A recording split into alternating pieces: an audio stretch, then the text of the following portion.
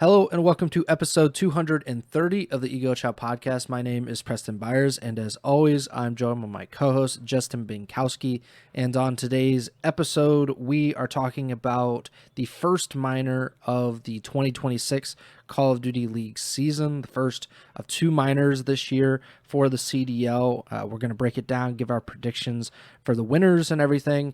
We also have a little bit else to talk about. Not too much. This has been a relatively slow week in the world of Call of Duty esports, but we do have some potential GAs on the horizon, which probably is like an evergreen topic for this podcast. And we also have a top 10 list that I think we can give our opinion and break down and, maybe give our critiques too. But before we get to any of that, how are you doing, Bink? Yeah, doing all right. Like you said, thinking this is probably going to be one of our shorter shows, which means in typical Ego Chow fashion, it'll probably end up being a 2-hour banger somehow. But yeah, that's how it goes. Don't have a ton to talk about, so might as well jump right in. Let's start with the GA discussion. The Ghost of Hope tweeted a few days ago now on Monday that he said, quote, "Word on the street from what I'm hearing is that CDL pros are going to be scrimming the MPC this week with no damage range barrel / trying out the prestige attachment barrel that lowers damage to see how it plays out." Obviously, the MPC came into the CDL, made its introduction essentially in the first week of the Major 3 qualifiers. It was a very good gun. That was pretty much its reputation going in. That seems to be its reputation coming out of the first week and going into this minor. How do you feel about GAs or different attachments being used on this gun just a week or 2 weeks in to it making its introduction into the CDL? I mean, go back and watch the tape from last episode if you didn't, because I don't know exactly how I phrased it, but I definitely at least mentioned that this was a possibility. If I didn't say that, this was for sure happening, obviously, because I didn't know, but um, just based on how everyone was talking about the gun and seemingly how effective it was, and in the small sample size, I knew this was most likely a very strong possibility. And I think that there were some instances just last week alone where it was like these guys who earlier in the season might not have had the best performances were clearly playing a little bit better, and if they were if in the minds of any of the pros it's like, oh, this guy sucked a couple months ago and now he's turning up with this gun, like, that could be a factor. But regardless of actual statistical, performances and whatnot, it felt like the gun was very strong. And like I said, there I could last show I remember saying there were at least a couple instances where like people were getting 3 pieces without even having to reload the gun, and it was like, it's not surprising to me. Like, I'm honestly wouldn't have been surprised if they somehow GA'd the gun entirely and found a different sub to use. But I mean, that's an entire other issue, because I don't think there's any other sub right now that's like, you know not GA'd or not willing to be tested, or whatever the situation is. I definitely am out of touch on the meta stuff just because I haven't been playing the game myself. But I feel like um this is the least surprising development, just given what we saw last week from the NPC.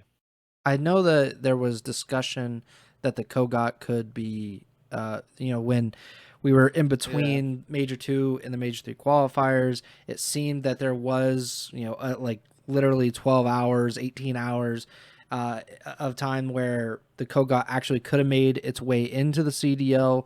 Obviously, that didn't happen. The NPC took precedence.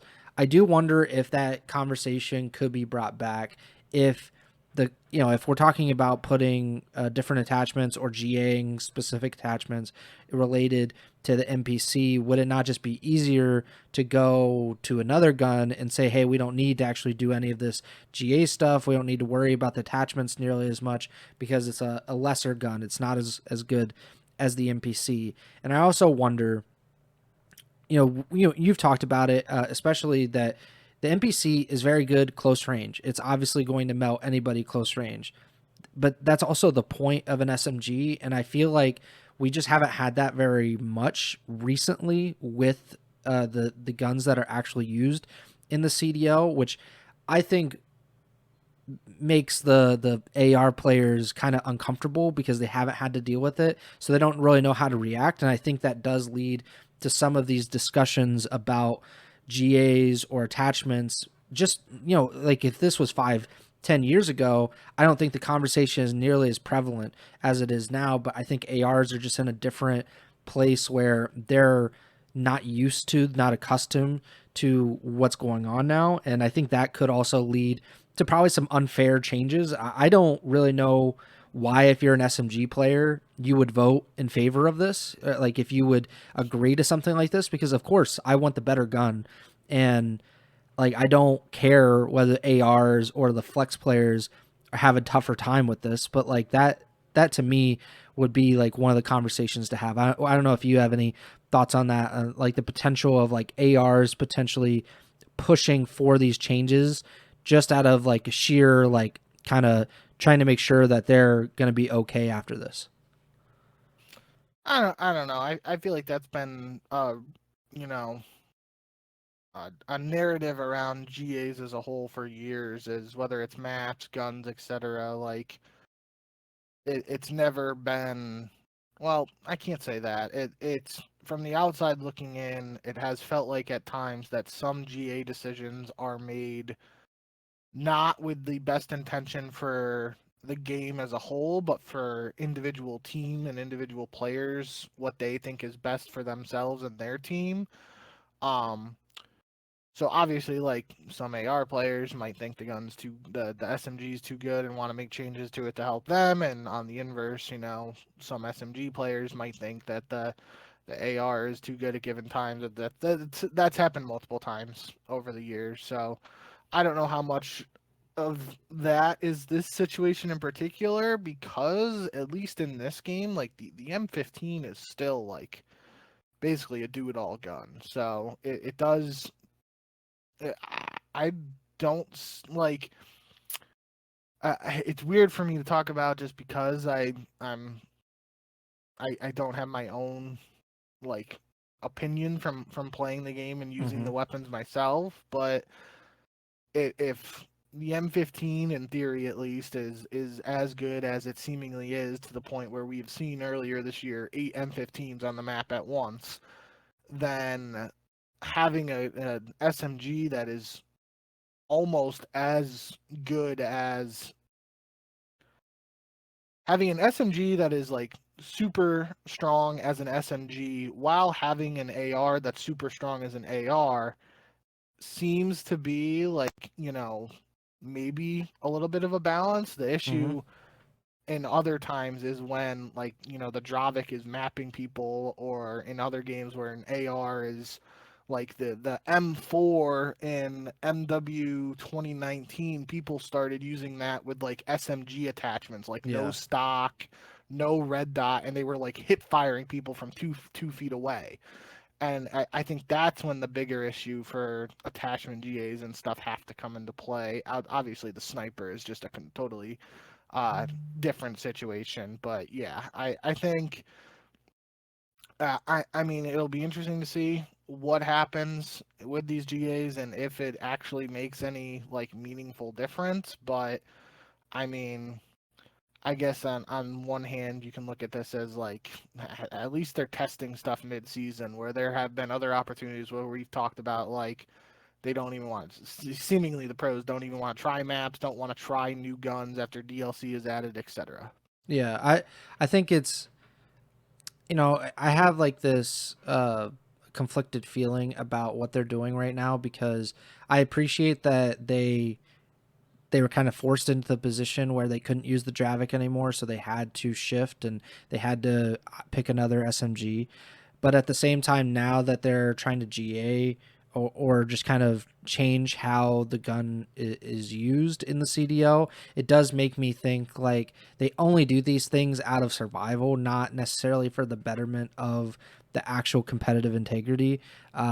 Because like, will we actually get, to your point, when we did have 8 M15s on the map. Obviously, that wasn't like every map, it wasn't the whole map or whatever, but there were specific instances in which both teams were like, yeah, it's actually better if we just have all these ARs.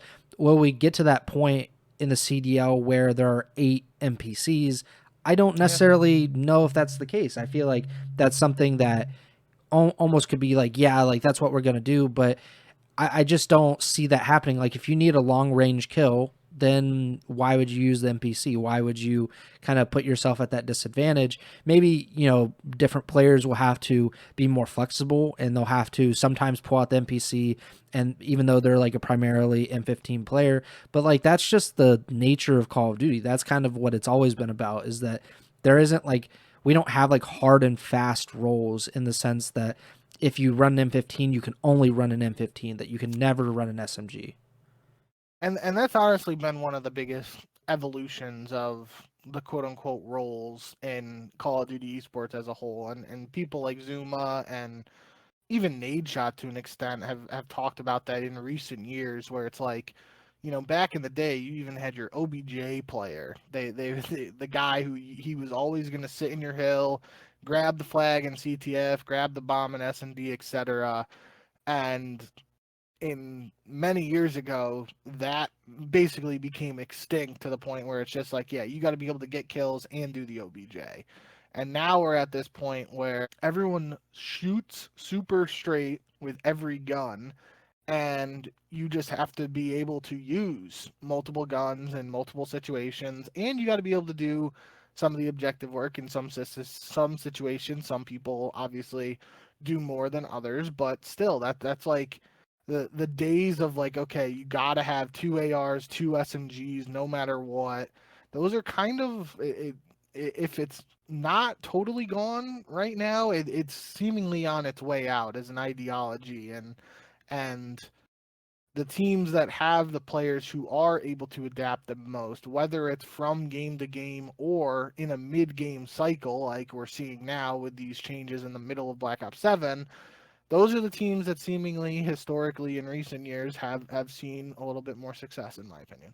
I'm like, if they want to go back to a system in which like OBJ players are SMG players, which is not really the case anymore. Like a lot of AR players will get the majority of the hill time because that's just how it goes. Like you might see Dashy, he could have like 2 minutes in the hill during a game because that's what his team called for in that moment, but if they want to go back to a system in which the OBJ player is the SMG player, and then you have like an SMG Slayer, and then you have kind of a flex like anchor support, and then you have an anchor, then like an AR, like a primary AR player, then I'm fine with that.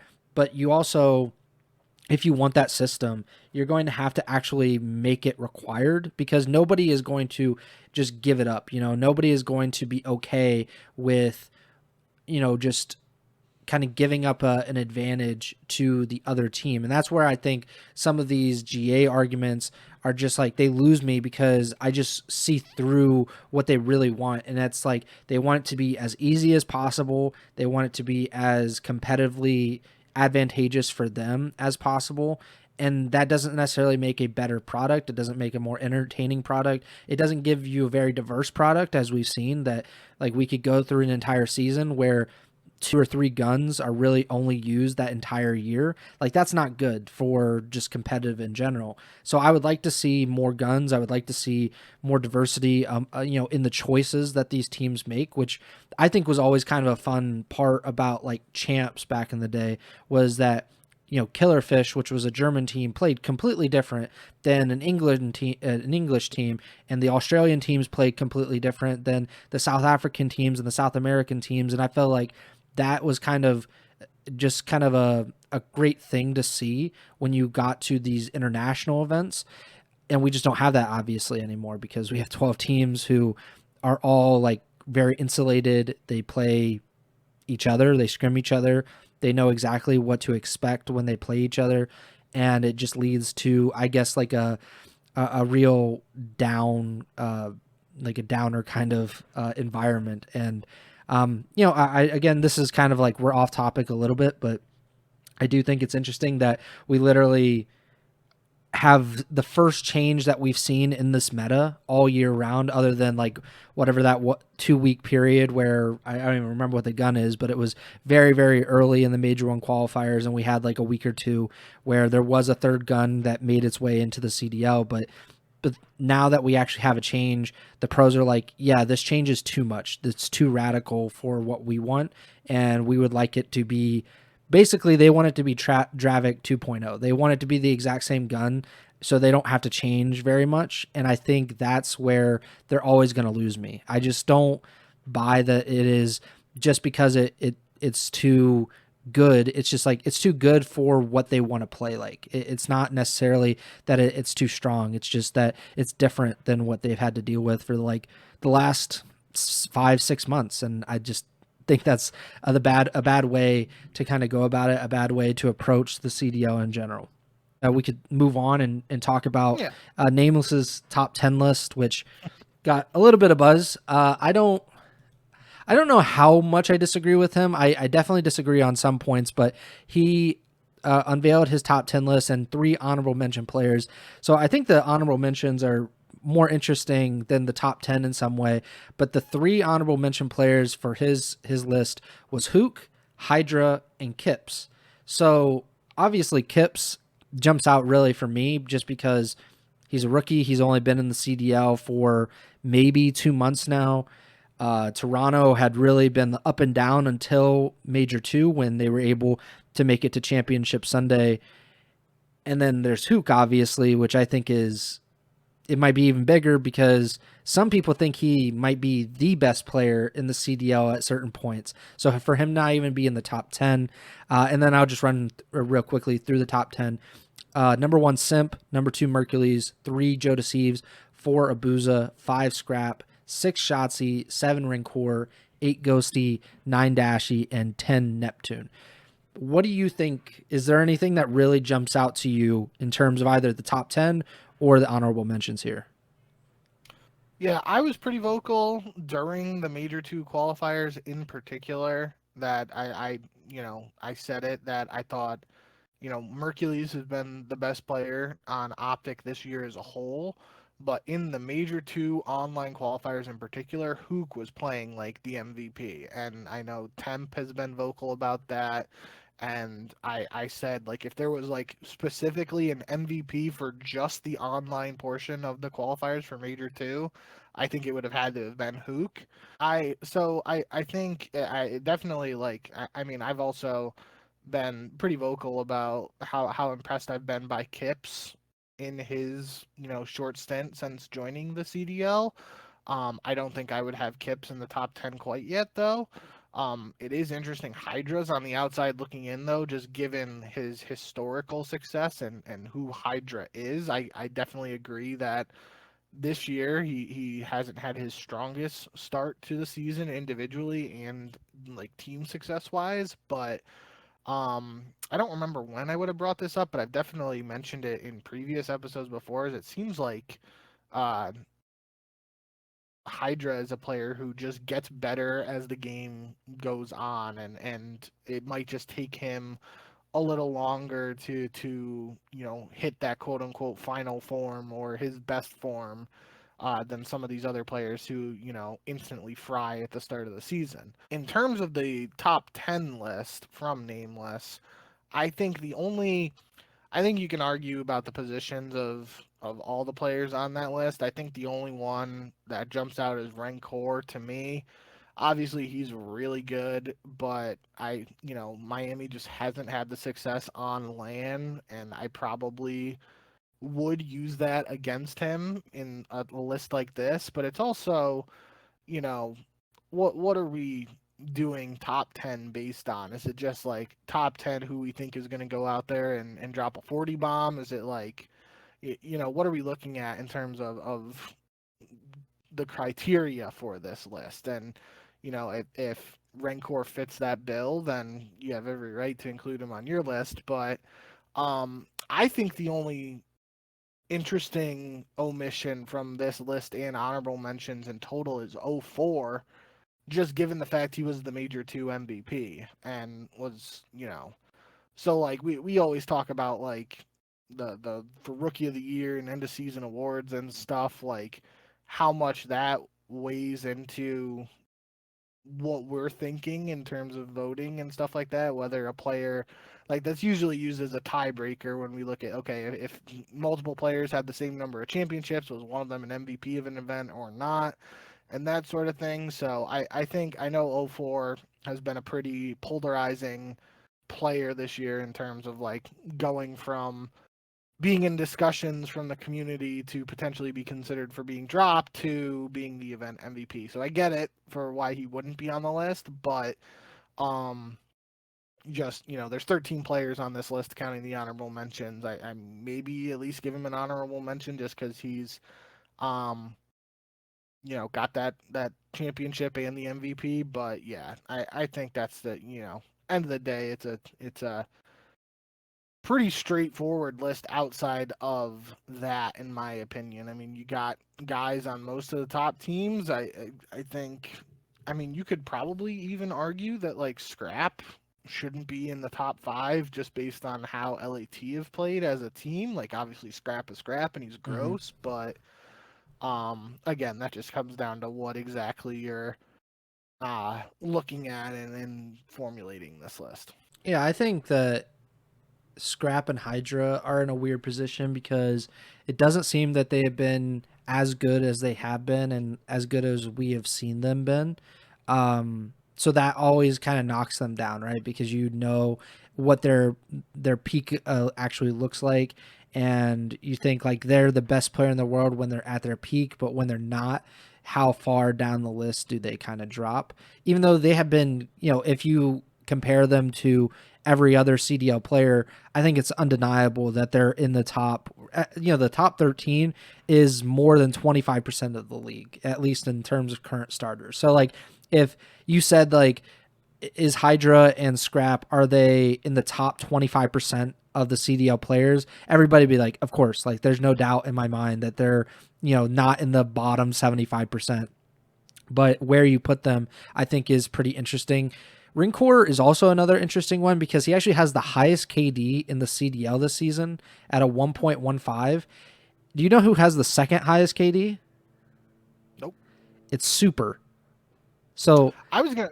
like that's crazy. Like I think that kind of plays into like, should Super also be like, obviously we talk about it like KD isn't everything, but it's pretty obvious that they haven't dropped down, if anything, they've gotten better from last year. It's just that the Heretics as a team have gotten much worse than they were last year.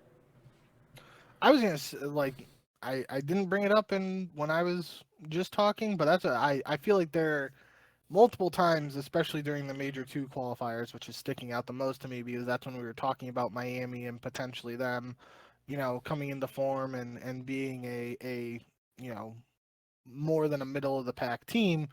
It felt like for a lot of those matches, I was always talking about Super and Trakes, and that's what I was going to say was that for a Miami player, I would maybe go Super over Rencor, but I also I didn't look at the KD numbers and stuff like that. So I mean that does make sense. There has been plenty of discussion over the last year plus on Rancor and Super's play styles and people calling them kill whores and like playing super slow, yada yada. Like there's been a lot of discourse around that I've seen. Um so it's not necessarily surprising to me that they're top for the KDs, but it is surprising given the lack of success that Miami have had on land this year. That that maybe the online matches are just super carrying them for from a statistical standpoint, but definitely would not have expected them to be 1-2 in KDs given obviously some of the other names on this list. Like Simp had the highest KD in the Major 1 qualifiers, I know. So obviously, FaZe did struggle during the Major 2 qualifiers, probably took a dip there, but yeah, it is pretty crazy. And it's also not surprising, even with those numbers, that they're not both in the top 10 or not both in the at least the honorable mentions because the team isn't very good. Like they're not even a top 5 team in the league. And I think that's really what this list comes down to. It's basically how we set up our all-star teams at the end of the year where, this obviously we don't get 10, we get 8. But at the same point, like we it feels weird to put like all 4 FaZe guys, all 4 OpTic guys, or like how many LAT guys versus FaZe and OpTic, and like how many Toronto guys. Like is obviously Joe would be in there, but is Kleenex in there? And like he's obviously not on this list, and he's had like a weird year because he's playing out of his role and all that. But like I think that's what it comes down to a lot is like in this list, we have 3 OpTic players in the top 10, 4 including the honorable mention. We have 1 LAT player, 2 if you include the honorable mention. And then you have 2 Paris Genomates players. You have 2 FaZe players. And then it's just like, and then you have like the odd men out, right? You have like Toronto, you have 2 if you include the honorable mention. And then you have Miami. It just like, it's an odd list. If you're like, I think if you're not really thinking about it, but I don't like, you can always argue about the order. I think the order is always the thing that's going to screw people up because you could say like, how is Rincourt above Ghosty when Ghosty was like, he's won a major championship this year. Like it does feel like you can always kind of ding a team because of like recent performances, but also you put Rincourt above Ghosty and Neptune, even though Rincourt's team has not done anything on LAN. Or you could say the same thing about like Rincourt over Dashy or Ghosty over Dashy. It's like recently Dashy's probably been better than some of these players. So there's always going to be arguments. I don't, when we do our all-star teams at the end of the year, I don't tend to do the like ranking them in terms of like 1 through 8. It's a lot easier when you break it down like SMG and AR player, because then you can just say, I think that these are the 2 best SMGs. What order 1, 2, it doesn't really matter. And I think that these are the second best. Are they 3, 4? It doesn't really matter. So I guess we can look at it that way in terms of, if the season ended today based on Nameless's list, in theory at least, his all-star team would be Simp and Joe as the first 2 SMGs, Mercules and Abuza is the that. The 1 through 4 there is technically, if you're counting Merc as an AR, that's your top 2 ARs are Merc and Abuza, and then Joe and Simp for the all-star SMGs. I think there would be some people who would not have seen that coming. And again, that's obviously speculative, and obviously Scrap coming off being an MVP and stuff, he probably works his way into that conversation too. But like that, I think that is interesting to look at, and even for the second team, like then it's Shotzi and Neptune and Scrap and Rencor is I guess that's not the craziest thing. I mean, we did that before with, obviously we had Neptune on our all-star team, even though he didn't have a full season under his belt, but we felt like he did more than enough to get on those. I think we put him on the second all-star team, if I'm not mistaken. And then who was it? I think it was Attach one year. We said like he was really good statistically, but when he was on Minnesota, he like the team wasn't very good, and I think he ended up getting on an all-star team as well. So it is a precedent that has been set that even players on bad teams or like underperforming teams can get awards and all-star recognition and all of that. So it wouldn't be crazy, but it does feel weird to have like, if this were to be the end of the season, Rincourt, like you said, would be a second team all-star, and then that would leave out like Ghosty and Dashy and like, who we think are some of the best players, some of the best ARs in the league, but they would be left off that list. Of course, we're only in April, so we have like 2 or 3 months to kind of figure this out. And if Miami continues to underperform, I think it's going to be a really hard case to make for Rincourt just from that point of view. Like they never really did anything. They never really were competitive or a contender at any point in the season. That's just a really difficult place to be in, to kind of argue as like this is a top 8 player in the league. Like that's pretty tough in all seriousness. Did you want to talk about the flank? I don't know if we actually touched on this too much. No, it was just I thought it was pretty funny that like their whole like back and forth a little bit was like Nameless saying this is based on the tweet. So I'm not listening to the clip right now because I got too much audio in my headset as is, but like paraphrasing Nameless essentially said like one of Hook's strong suits is his communication, which I totally agree with.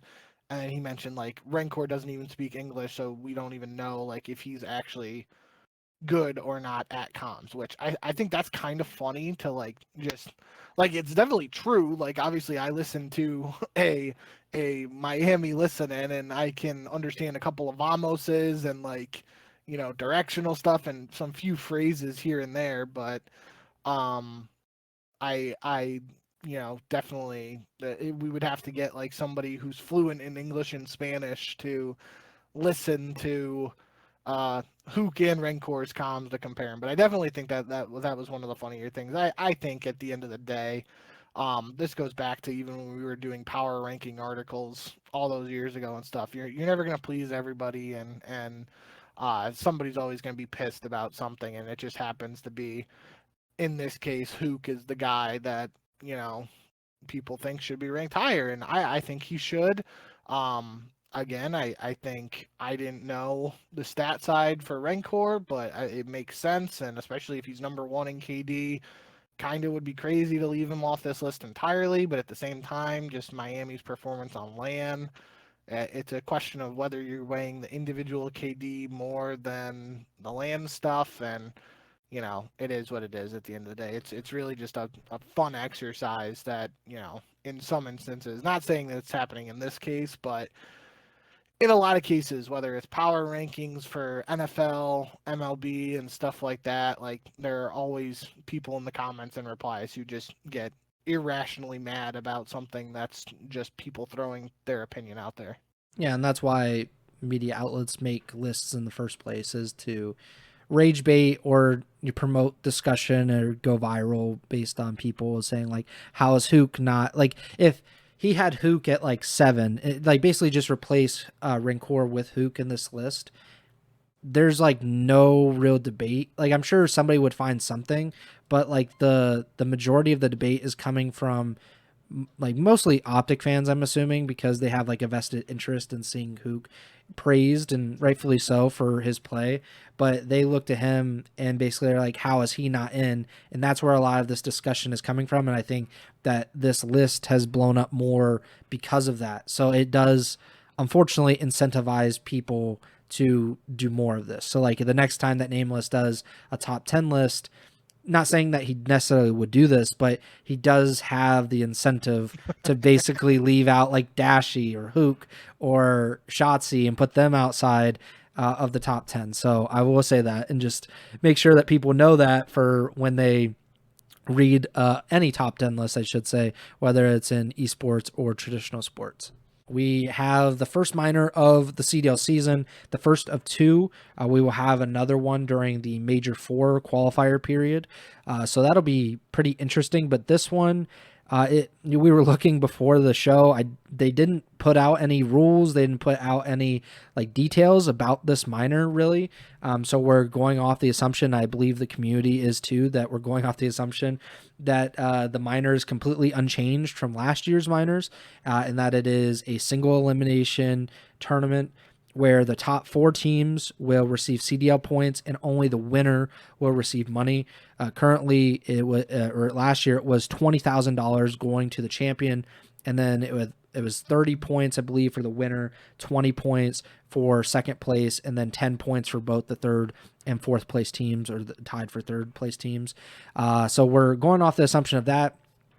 The minor bracket is based off of the standings of the post Major 2 overall standings. So the last week's matches in the Major 3 qualifiers, those don't factor in at all in terms of the seeding. So the number 1 seed is OpTic, and then you have FaZe Vegas at 2, Paris at 3, and LA Thieves at 4. I think most people would consider those to be the top 4 teams, or 4 of the top 5 teams at the very least.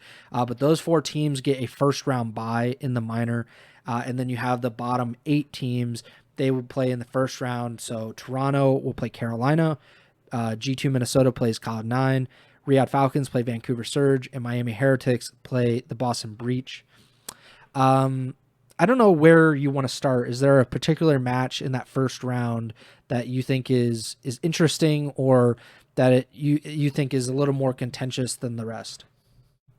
I just think to start, I think reminding people sort of what happened last year in these minors. Obviously, they were early in the season, so it's a little different, but it is worth mentioning how like these minor tournaments did have at least like some impact on the season in terms of seemingly being away for you know, without beating around the bush. FaZe struggled at the start of last year. Then there was the holiday break, and they come into the first minor tournament and they win that minor tournament.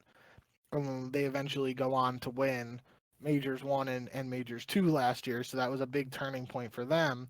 And then at Minor 2, it was actually LA Thieves who won, but it was Vancouver who started their trend, which I didn't, all these times of talking about seconds. Obviously, it's a minor tournament versus the majors and champs and that, but this was really the start of the Neptune era for Vancouver Surge and the beginning of them getting second place finishes. So, Vancouver started in round 1 of minor 2 last year and made it to the finals. And Carolina started in the quarterfinals last year because Carolina was really good early on. But no, FaZe started in round 1 and won the whole thing. So so far through 2 minors, we have seen a team from round 1 make it to the finals, and in one case, a team from round 1 has won the whole thing. So big long way of saying that, like, obviously the seeding and the breakdown here might not matter as much because this is a single elimination tournament, and as we've alluded to multiple times in recent years with Call of Duty, it's really in recent years become a game where anybody can win on any given day. Maybe not anybody if you look at a team like Cloud9, but most teams can win against most other teams on any given day. And I think that's what makes these minor tournaments a little more exciting. And I think that's what I am hoping to see from this minor is what the community reaction and the sentiment around the bracket style play is, because as we've talked about as well, there was that whole like Valorant everything is a tournament news update a couple weeks ago or whenever that was at this point. And we were talking about potential format changes and stuff. The success or lack thereof for the minor tournaments at the end of this season of the CDL could impact some decisions format wise for next year and beyond. So I think from a very basic, wide viewpoint of the league as a whole, this tournament, is bigger than some people might think that just like a $20,000 winner take all single elim tournament would be. Yeah, and if you win 30 CDL points in a weekend, that is more than you could win in any other weekend because you would only get 20 if you went 2-0. So it is and then on top of that, you still have the Major 3 qualifiers, and like you said, like you can carry in some of that momentum from this tournament into your qualifiers. And I think that's why we should start with the Carolina versus Toronto, because you said like there have been teams that have actually made it from the first round into the grand finals. And I think that the only team that really comes to mind, at least in this tournament, that can really do that is Toronto. Obviously, they're in this place where they have to start from the first round because they've just been like a pretty lackluster team for most of this season. But obviously, very recently, they've seemed to turn a corner, maybe.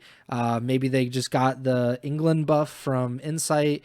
But they seem to be like the one team out of that first round that could make a run. They play Carolina first round. Carolina has not been good. They didn't look particularly good after their roster change in the first week of the Major 3 qualifiers. Obviously, I will go with Toronto in this prediction.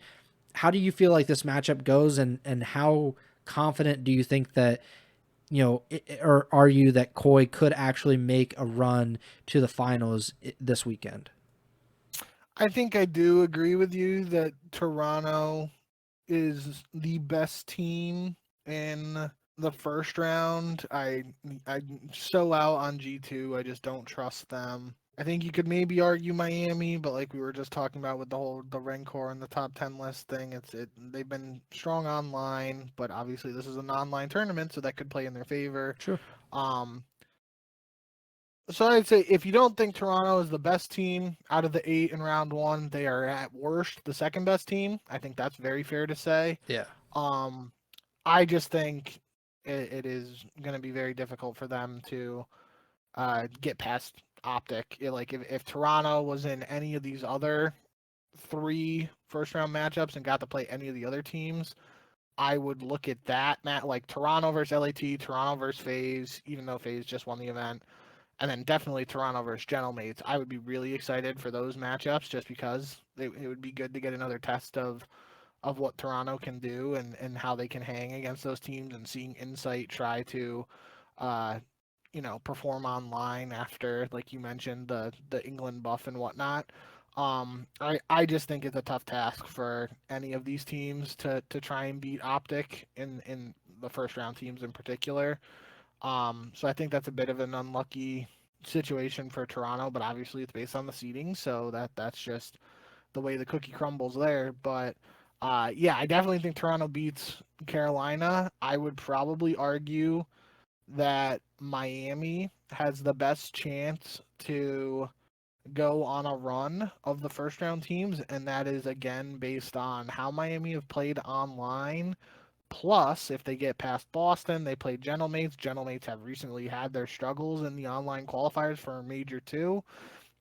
So that could be a little bit of a perfect storm if Miami comes in and plays on fire, on a day where Gentlemates are lacking a little bit in the online matches. Like that could work out in Miami's favor. But outside of that, I mean it is weird considering G2 is the 5 seed.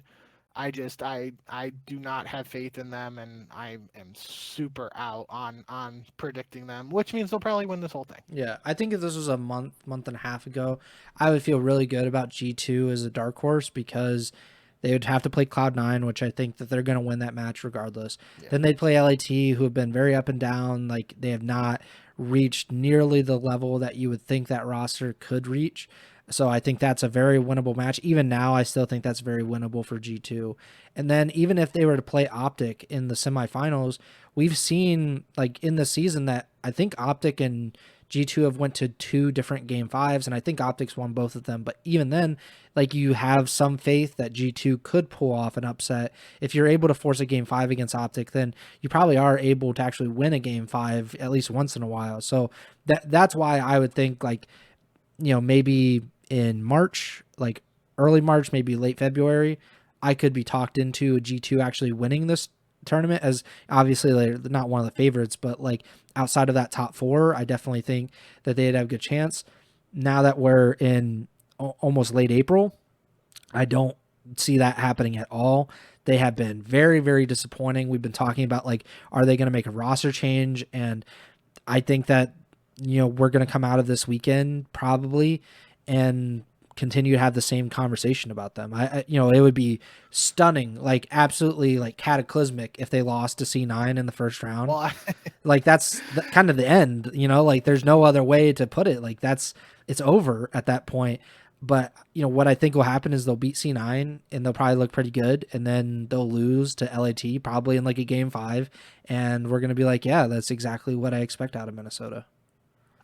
I would even go as far as to say even if they beat Cloud9 and don't look strong in doing so, that they have to consider making some roster change. And I know we've talked about it multiple times this year now, and Skies is seemingly the name that's been floated around the most, but at this point I don't even really personally care who the player is that goes.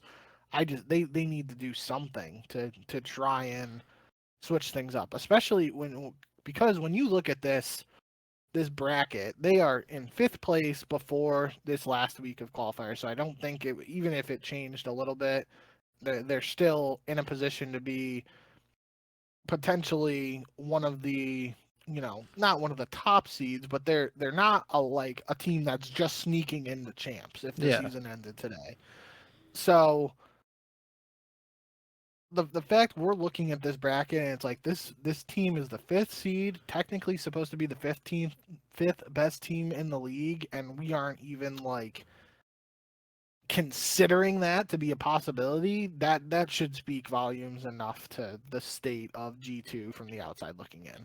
Yeah, I don't really think, like, because Falcons are in such disarray that, like, they're not really in danger of falling out of the top 6 for a bit. Like Miami hasn't proven to be as consistent. Like, I think G2 actually has shown like a higher ceiling than a lot of these teams. They just have been less consistent than a lot of them. Like, Miami has been very inconsistent. Falcons have been very inconsistent.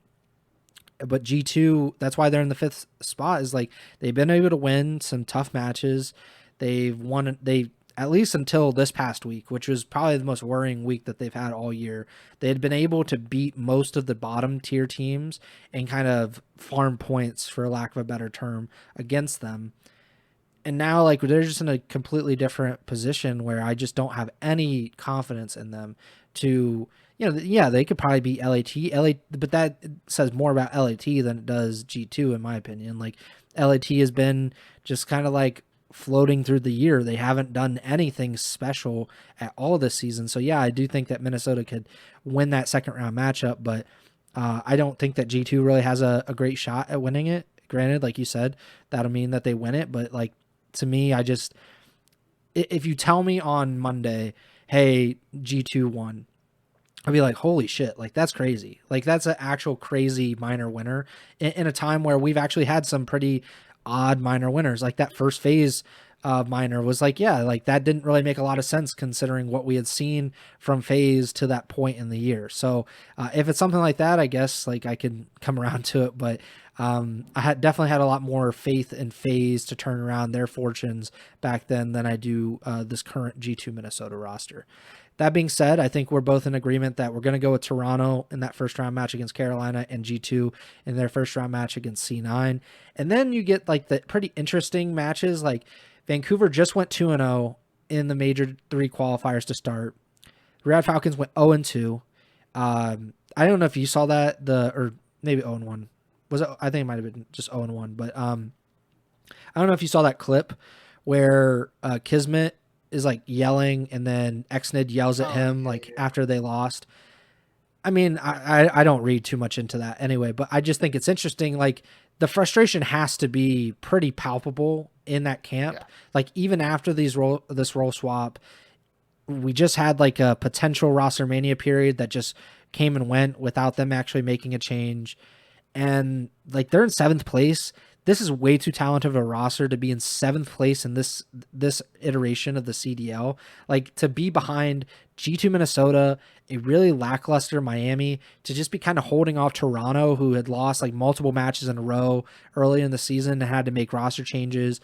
Like, that's kind of ridiculous for the Falcons, considering, they signed Selim, they have Pred, they got Kismet, who's a former world champion, former champs MVP.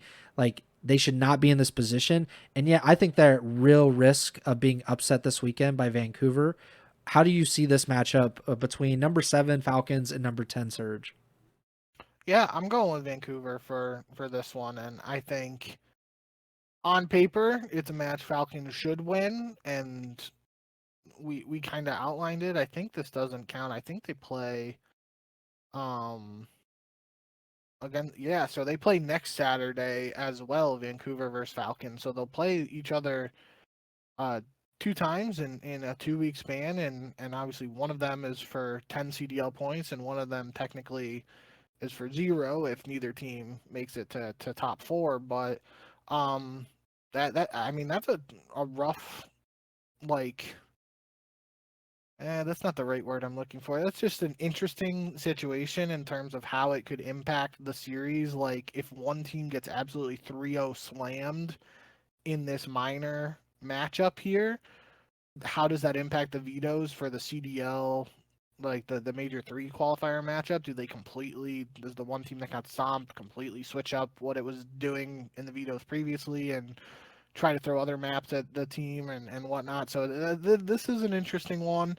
I'm going with Vancouver, like just like I was kind of outlining last week. I think especially Gwyn with the MPC just looked like more like the Gwyn Rookie of the Year status that we saw from him when he was frying and playing on a team that he was popping off and nobody was really helping him. But in this case, it was TJ was playing pretty well. Lunar's had his moments as well, and even Nero. Like Nero, the consistency has been a question throughout his career, but obviously he showed up at certain points this past weekend in his debut for Vancouver. So yeah, in terms of the reaction clip thing you mentioned for Falcons, I couldn't really read too much into it unless there was a clip angle I didn't see or whatever. Like you could see the body language, but you couldn't just like see their faces or try to read lips or anything like that. So it was a little weird. Um, that I think some people were like overreacting to it. Obviously, you can try and piece together what you think happened, but like if you're just looking at the bottom half of somebody's body, it's going to be really hard to get a good read for exactly what's being said. Um, but I do think in a much like broader sense that just illustrates exactly what is going on in that camp and the concerns that the community has had in terms of the roster mania period, like you mentioned. And I think this is it's just a concerning time for the Falcons team because it feels like, especially if you're playing Vancouver twice, Vancouver haven't been good this year. They make a roster change that potentially is allowing them to have a little bit of a mid-season honeymoon, or they're actually just way better than they were before. You can, I'm not going to say that after two matches, but it's at least something you can contemplate.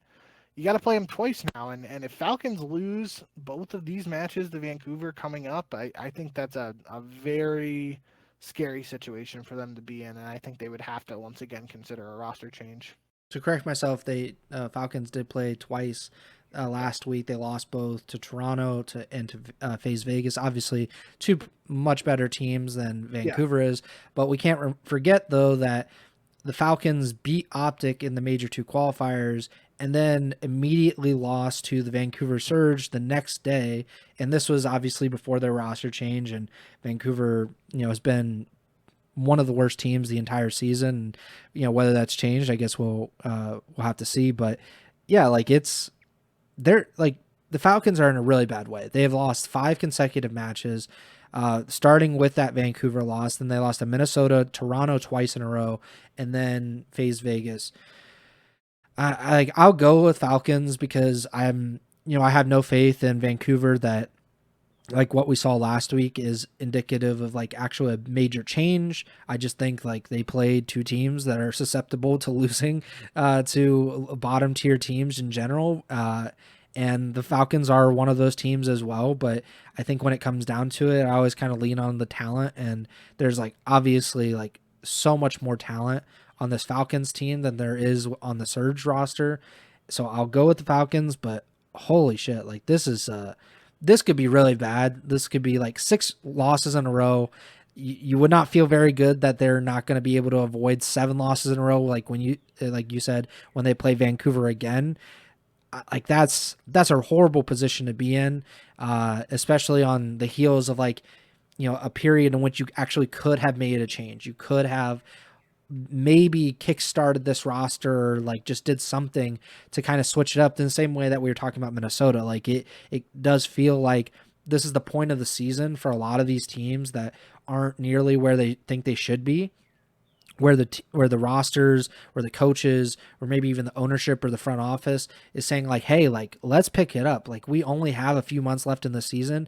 Let's get the ball rolling a little bit. Let's see what we have before we get down to the very end of the regular season. And we're just hoping and praying that we can get into champs. So it's going to be I think it's probably the most intriguing matchup of the first round because these two teams are just at a very odd point in their respective journeys.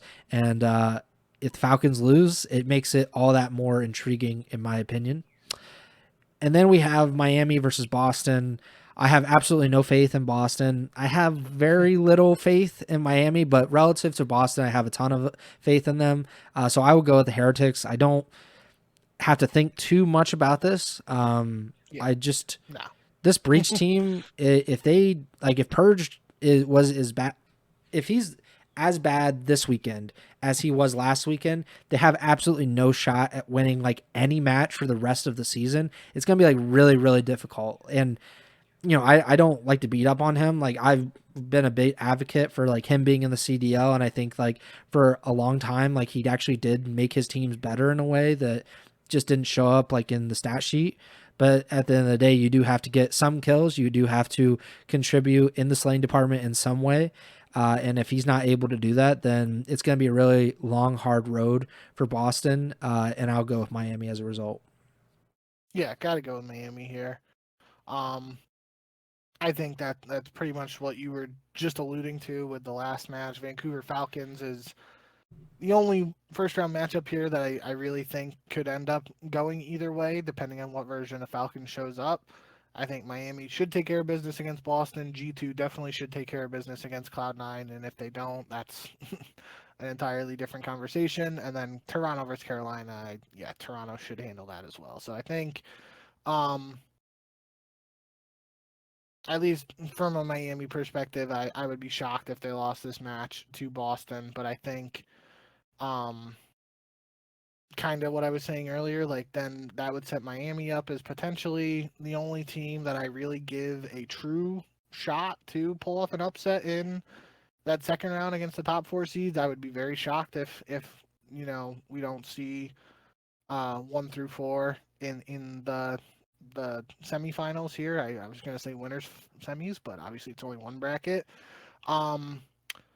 But I think every other time we are looking at a tournament and say, oh, this bracket looks like it's going to be chalk, something crazy happens. And I definitely think something weird's going to happen at this minor tournament. I just can't pinpoint what it would be. Yeah, and the single elimination is a big part of it too, because even if like in a normal tournament where you have like the winners round 1, it might look like it's chalk, but then even if it does end up being chalk, like the top 4 seeds end up winning their matches, then the losers bracket still offers like a ton of variety and a ton of upsets. And also like tournaments, like major tournaments are different because those teams like prepare like their hard scrimming for the week or so before the tournament. Then they fly out there. So they're kind of like focused and like really amped up for that. I don't know if that's the case for the minor. I feel like it could just be kind of like showing up and just like, hey, like we're playing like an all online qualifier, but then you lose and you're like, all right, like I guess we're done for the weekend. And like, that's it. So it does, I don't know if it has like the same kind of build up for the players, and it could affect how different of results that we could see. But yeah, I do think that like there's a really clear like bottom 2 in the CDL currently with C9 in Boston. Like that's like so clear. And then there's a pretty clear like 9-10, which is Carolina and Vancouver, which way you want to go, like whether it's Vancouver at 9 or Carolina at 9 or whatever. But then I think like you have like the Falcons, G2, Toronto teams where it's like they are obviously not the bottom 4, but I don't know how far they go up into like the top 4, top 5, and like how far they are down toward like 7 or 8.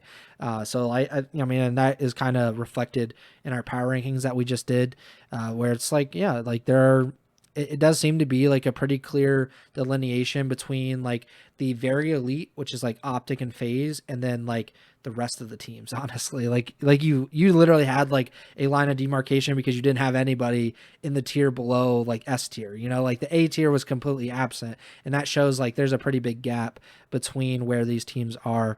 And I think we'll probably get to see that this weekend. Hopefully, good matches. There's always good matches when we like just in every week. It's very rare that we just like go through it and it's like, yeah, there was nothing that happened here. There could be a lot of 3-0 door dashes. That's very possible, but some of those are very entertaining and instructive. Like if Vancouver 3-0 door dashes Falcons, like we're going to have a long conversation, I think, about the Falcons on the next episode. Or if C9, oh man, God forbid for G2, but if C9 were to somehow door dash G2, we'd have a long conversation. I'd have like, we'd have to throw a party though, because C9 is like one or two respawns all year. So that would be a little bit weird. But, we'll obviously talk about it. We're not going to make predictions for the second round, obviously, because we don't know who it's going to be. We can make predictions, though, so I do want to get your thoughts on, like, who's actually going to win. We're coming off of a FaZe Vegas Major 2 championship. Obviously, Paris won the first major. These teams, even the top 4 teams, have looked odd at times. LAT, Paris especially, just really off at different points, especially when they go to the online qualifiers. Where are you leaning as far as a champion for the first minor of this season? Whew. I really I think there are multiple ways to look at it. I think I'll just go with OpTic. I think there are 2 likely scenarios for this minor tournament. Obviously, there is the situation where OpTic lose either first match or second match for them and they don't make the finals. I just think that's pretty unlikely unless they play LAT and LAT is just giga frying on that day.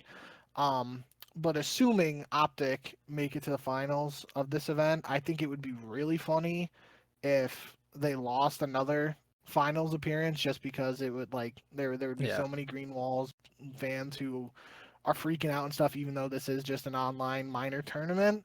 But it would be their second place finish of the year, and that there would definitely be some funny memes and jokes that come out of that. But at the same time, it would also be kind of funny if OpTic win this minor, but then eventually down the road don't win Major 3 or continue to get their second place finishes and stuff. But like let's just say OpTic win Minor 3 and Minor 4, but they don't win Major 3 or Major 4, and then there are the jokes that could come out of that. I just think that's probably a weird way of looking at it, obviously, but I think that also lends into the like this isn't as serious as an actual major. Obviously, for the players, it's $5,000 for each of them. If 20,000 is split 4 ways, you don't know about the org cut and whatnot, but it's kind of like an elevated bounty match, and we've obviously had plenty of discussions of those when that was a thing for a while. So I think I hope it's OpTic versus FaZe in the finals and we get another match between them. And I think OpTic is too good of a team to have the string of second place finishes continue. So I'll pick OpTic here, but I do think there are those 2 outcomes of either OpTic winning the minor and then having it not translate to the LAN events later in the year, or OpTic getting another second place finish. I think both of them have the potential to have some interesting narrative spawn. I'd probably go with FaZe, just a little bit to be different, but also we just saw FaZe beat OpTic in the grand finals. Like, there are obviously reasons that you could go with either one of these teams. It is interesting, like you said, that OpTic, they've only lost in the grand finals on LAN, but this isn't LAN, and like you don't know how that'll change. Also, OpTic has been very good online recently. They, of course, went 10-1, I believe it was, in the Major 2 qualifiers. They started the Major 1 qualifiers off really well. We didn't get to see much of them this past weekend, and they played like literally the worst team in the league. So I don't know how much you can take it from there. But yeah, OpTic is, I expect it to be OpTic and FaZe in the grand finals. I think most people probably expect that to be the case. It would be interesting if it was Paris and OpTic, because that would obviously be a rematch of the Major 1 grand finals, and Paris has kind of been on like a downward spiral pretty much since then, and OpTic has been pretty, like, a lot more solid, a lot more consistent since then. It would be even more interesting if somehow OpTic or FaZe did not make it here, especially OpTic. Like if LAT somehow beat them, which would be just astounding considering where they both are this season. But yeah, I just expect it fully to be OpTic versus FaZe in the finals on Sunday, and I'll go with FaZe for the win. I will probably change that prediction if they do make it, because like I get a little freaked out when we get to Sunday and you send me the pick 'em and I'm like, I'm feeling OpTic, and then most of the time you're like, I'm feeling FaZe, and we kind of flip our picks. So I'll go with FaZe at this point in time. I don't know if they do MVPs. I don't think it really matters one way or the other.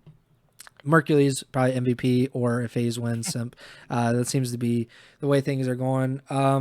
Anything else before we get out of here? So pick 'em this year. You are still 98 and 54. I'm 99 and 53, and Trimmer is still winless. Again, this was one of our shorter shows. We're at like a minute 10, or a minute, almost a minute 10. So minute 10? Yeah, a minute, an hour 10. That one really be short. It would just be the intro, and then we're like doing the outro.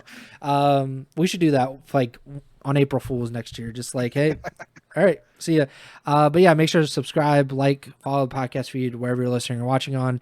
Apple Podcasts, Spotify, Amazon Music, as well as YouTube. You can watch the live streams of the podcast either on YouTube or Twitch, twitch.tv/Ego Chall Podcast. You can also follow and subscribe to Bink on Twitch, twitch.tv/jbink with 2Ks. You can follow us both on Twitter at jbink with 2Ks, at Preston Byers, and the podcaster is at Ego Chall Podcast.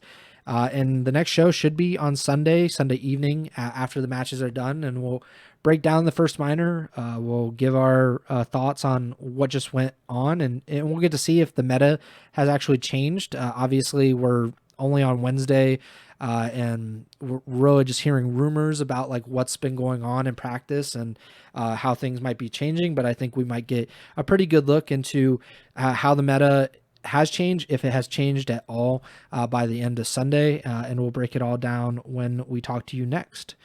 That about does it for me. Bink, take it away. Yep. Thank you guys, as always, for all the support. We appreciate it.